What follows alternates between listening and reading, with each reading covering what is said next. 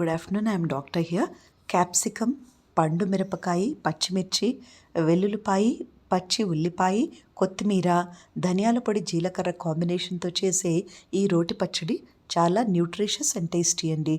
అయితే దీని nutrition values చెప్పే ముందు ఈ రెసిపీ ఎలా ప్రిపేర్ చేసుకోవాలో ఒక్కసారి చెక్ చేసుకుందాం. అయితే ముందుగా నేను స్టవ్ మీద ఒక బౌల్ పెట్టి అందులో 2 కప్పులు పెద్దగా తరిగినటువంటి క్యాప్సికమ్ ముక్కలు వేశాను. అయితే స్టవ్ మీద పాన్ పెట్టిన తర్వాత 2 చెంచాల పల్లి నూనె యాడ్ చేశాను. అందులో ఈ క్యాప్సికమ్ ముక్కలు కూడా వేసి 1 కప్పు మనం పండు మిరపకాయ 1.5 కప్పు వరకు కూడా వేసుకోవచ్చండి. ఈ సీజన్లో పండు మిరపకాయలు దొరుకుతాయి కదా, రెడ్ కలర్వి, అవి 1.5 కప్పు యాడ్ చేశాను.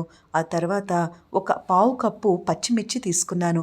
నేనైతే బజ్జీలకు ఉపయోగించే మిర్చి తీసుకున్నాను. మీకు అవకాశం ఉంటే లైట్ గ్రీన్ కలర్ మిర్చి మాత్రమే తీసుకోండి, లేదంటే స్పైసీగా ఉంటుంది పికిల్. ఆ తర్వాత ఇవన్నీ యాడ్ చేసుకున్నాక నేను 1/4 కప్పు కొత్తిమీర యాడ్ చేశాను. కొత్తిమీర ఇక్కడ ఎక్కువగా మనం యాడ్ చేయకూడదు, కొంచెమే యాడ్ చేసుకోవాలి. ధనియాల పొడి, జీలకర్ర పొడి, మెంతి పిండి, ఇవి నేను 1/4 చెంచా చొప్పున యాడ్ చేశాను. 1/4 చెంచా ఉప్పు, 1/4 చెంచా పసుపు కూడా యాడ్ చేసి 2 చెంచాల నుంచి 2.5 లేదా 3 చెంచాల వరకు కూడా చింతపండు పేస్ట్ కానీ చింతపండు మనం వేసుకోవచ్చు. మనం మగ్గేటప్పుడే 5 నుంచి 8 రెబ్బల వరకు పొట్టు తీసేసినటువంటి వెల్లుల్లిపాయ కూడా యాడ్ చేసుకోవాలి. ఇవన్నీ కూడా మగ్గుతున్నప్పుడు మనము అడుగంటకుండా దాన్ని కలుపుతూ ఉండాలి. ఆ తర్వాత ఒక 4 to 5 మినిట్స్ అండి కొంచెం వాటర్ యాడ్ చేసుకుంటే ఆవిరికి చక్కగా ఇది స్టఫ్ ఉడుకుతుంది.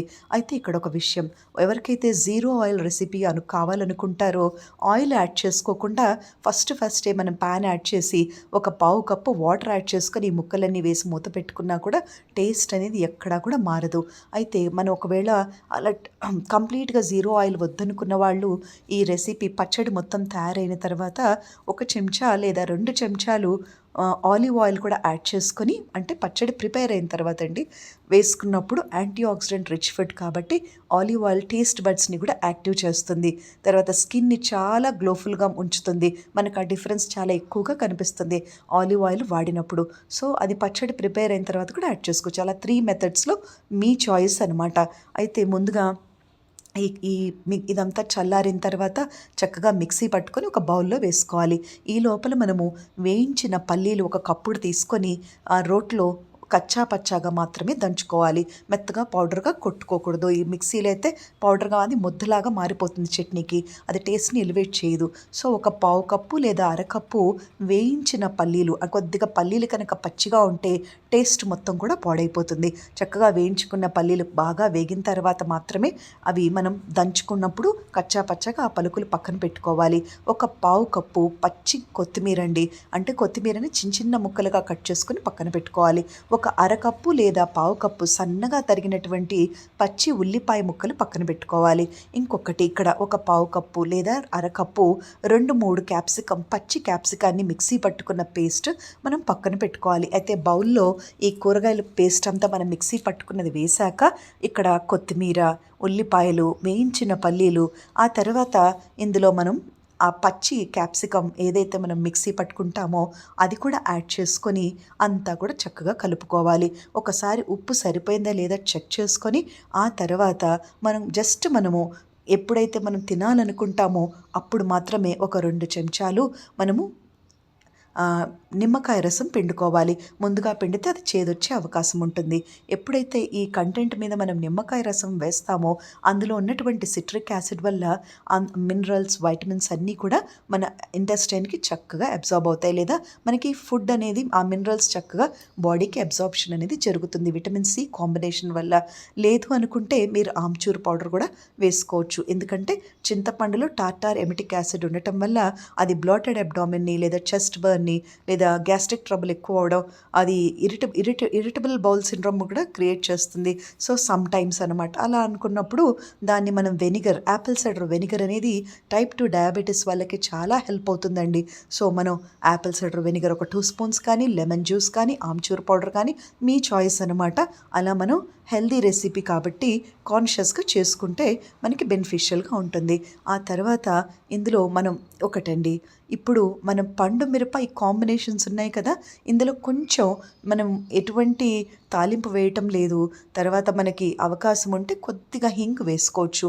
ఇంగు వల్ల మనకి పంటి నొప్పులు కానీ లేదా చిగురు వాపులు కానీ బ్లీడింగ్ గమ్స్ అంటాం కదా, అలాంటివి ప్రివెంట్ అవుతూ యాంటీ ఏజింగ్ ఎలిమెంట్స్ హింగ్లో చాలా ఎక్కువగా ఉంటాయి. అది మనం పచ్చిగా వేసినా కూడా ఎటువంటి మనకి టేస్ట్ ఎక్కడా కూడా తగ్గదు. అయితే ఇందులో న్యూట్రిషన్ వాల్యూస్ ఇక్కడ ఒక విషయం అండి, మెంతి పిండి కనుక మీరు ఒక పావు చెంచా యాడ్ చేసుకుంటే టేస్ట్ ఎలివేటింగ్గా ఉంటుంది తప్ప అది చేదు రాదు. అందులో ఒమేగా ఫ్యాటీ యాసిడ్స్ ఎక్కువగా ఉండటం వల్ల అది మన హార్ట్కి చాలా మంచిది. అయితే ఇక్కడ ముఖ్యంగా క్యాప్సికంలో ఒక ప్రత్యేకమైన టేస్ట్ ఉంటుందండి. టేస్ట్ ఎక్కడా కూడా కాంప్రమైజ్ అవ్వకుండా, న్యూట్రిషన్ వాల్యూస్ ఎక్కడా తగ్గకుండా, taste is never far to nutrition అనే కాన్సెప్ట్లో మన ఆవకాయ పప్పు నెయ్యి ఛానల్లో ఇదొక ది బెస్ట్ రెసిపీ అని చెప్పుకోవచ్చు. అయితే ఎవరైతే క్యాప్సికం ఎక్కువగా తీసుకుంటారో, ఎవరైతే దీన్ని ఇష్టపడతారో వాళ్ళకి ఇది చాలా చాలా బాగుంటుందండి. అయితే క్యాప్సికం వల్ల ఆ కంటి చూపు మెరుగుపడుతుంది. ఐసైట్కి ఇది చాలా బాగా హెల్ప్ చేస్తుంది. ఆ తర్వాత చర్మము గ్లోఫుల్గా ఉంటుంది. స్కిన్ ఎవరైతే ఫేస్ గ్లో కావాలనుకుంటారో, స్కిన్ రింకిల్స్ ఫామ్ అవ్వకుండా చక్కగా స్కిన్ టోన్ని అందంగా ఉంచుతుంది క్యాప్సికం. ఇందులో యాంటీ ఏజింగ్ ఎలిమెంట్స్ ఎక్కువగా ఉంటాయి. యాంటీ ఆక్సిడెంట్ రిచ్ ఫుడ్ కాబట్టి స్కిన్ అండ్ హెయిర్కి ఇది చాలా బెనిఫిషియల్. ఇది యాంటీ ఇన్ఫ్లమేటరీ ప్రాపర్టీస్ కలిగి ఉండి ఈ ఆస్తమా కానీ, లంగ్ రిలేటెడ్ ఇన్ఫెక్షన్స్ కానీ, కాఫ్, కోల్డ్ని, ఫ్లూ నుంచి కొంతవరకు ఇది బాగా ప్రొటెక్ట్ చేయడానికి హెల్ప్ చేస్తుంది. సో ఈ సీజన్లో బెస్ట్ ఇమ్యూనిటీ బూస్టర్ అని చెప్పుకోవచ్చు ఇది. దాంట్లో రోగనిరోధక శక్తిని పెంపొందించే బెస్ట్ క్యారెక్టర్స్ దీంట్లో ఉంటాయి. తర్వాత ఇది ఎముకల పుష్టికి కూడా, అంటే బోన్ హెల్త్కి ఇది చాలా బాగా క్యాప్సికం హెల్ప్ చేస్తుంది. అలా మల్టిపుల్ బెనిఫిట్స్ కలిగి ఉంది ఈ క్యాప్సికం అనేది. ముఖ్యంగా క్యాప్సికంలో మనం వాడుతున్నటువంటి ఇక్కడ పచ్చిమిర్చి, పండు మిరపకాయ, ఈ క్యాప్సికంలో ఉన్నటువంటి క్యాప్సైసిన్ అనే ఒక కెమికల్ బ్లడ్ షుగర్ లెవెల్స్ని బాగా తగ్గిస్తుంది. ఇక్కడ ఈ బ్లడ్ షుగర్ లెవెల్స్ మనం తీసుకునే ఆహారంలో ప్రతిరోజు కార్బోహైడ్రేట్స్ ఎక్కువగా తీసుకున్నప్పుడు అందులో ఎక్సెస్గా గ్లూకోజ్ మనకి ఫార్మేషన్ జరిగి బ్లడ్ గ్లూకోజ్ లెవెల్స్ పెరుగుతాయి. వాటిని వెంటనే తగ్గించడానికి ఈ క్యాప్సైసిన్ అనే కెమికల్ మనకి బాగా హెల్ప్ చేస్తుంది. ఆ తర్వాత ఇది పొటాషియం రిచ్ ఫుడ్ కాబట్టి హార్ట్ బీట్ని రెగ్యులేట్ చేస్తుంది. క్యాప్సైసిన్ ముఖ్యంగా బ్లడ్ లో అంటే బ్యాడ్ కొలెస్ట్రాల్ని బాగా తగ్గిస్తూ గుండెని సురక్షితంగా ఉంచుతుంది.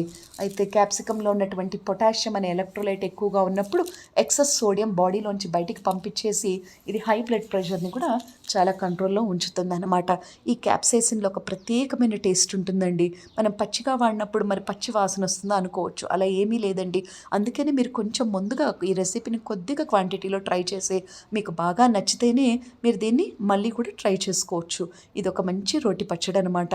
అయితే ఇందులో మనం వాడినటువంటి వేయించిన పల్లీలు మెగ్నీషియం రిచ్ ఫుడ్ కదా. మెగ్నీషియం ఎప్పుడు కూడా ఇది థైరాయిడ్కి చాలా హెల్ప్ఫుల్గా ఉంటుంది. ప్రాస్టాగ్లాండిన్స్ వల్ల ఫీమేల్స్కి డిస్మెనోరియా అంటే పెయిన్ఫుల్ మెన్స్ట్రుయేషన్ ఎక్కువగా ఉంటుంది. అలాంటి వాళ్ళకి మెగ్నీషియం రిచ్ ఫుడ్స్ అనేవి చాలా బాగా హెల్ప్ చేస్తాయి. ఆ అబ్డామినల్ క్రాంప్స్ అనేవి న్యాచురల్గానే తగ్గిపోతాయి. మెగ్నీషియం రిచ్ ఫుడ్స్ తీసుకోవడం వల్ల ఎలక్ట్రికల్ కార్డియాక్ యాక్టివిటీ బాగా జరిగి సైనో ఆరిక్యులర్ నోడ్ నుంచి, ఏవీ నోడ్ నుంచి పర్కెంజై ఫైబర్స్ ద్వారా హార్ట్కి మొత్తం కూడా ఎలక్ట్రికల్ యాక్టివిటీ సప్లై అవుతుంది. అలాంటి కార్డియాక్ యాక్టివిటీకి మెగ్నీషియం రిచ్ ఫుడ్ అనేది చాలా బాగా హెల్ప్ చేస్తుంది. ఇది మనం రిపీటెడ్గా ఎందుకు చెప్పుకుంటున్నామంటే మనం తీసుకునే ఆహారమే, food it self is a great medicine. మనం తీసుకునే ఆహారం ద్వారా మనం మన డిసీజెస్ని చాలా వరకు ప్రివెంట్ చేసుకోవచ్చు. అయితే ఒక విషయం అండి, న్యాచురల్గా తీసుకునే ఇంగ్రీడియంట్స్ కన్నా ఒక్కొక్కసారి పొటెంటైజ్డ్ ఫామ్ మనకి అవసరం పడుతుంది.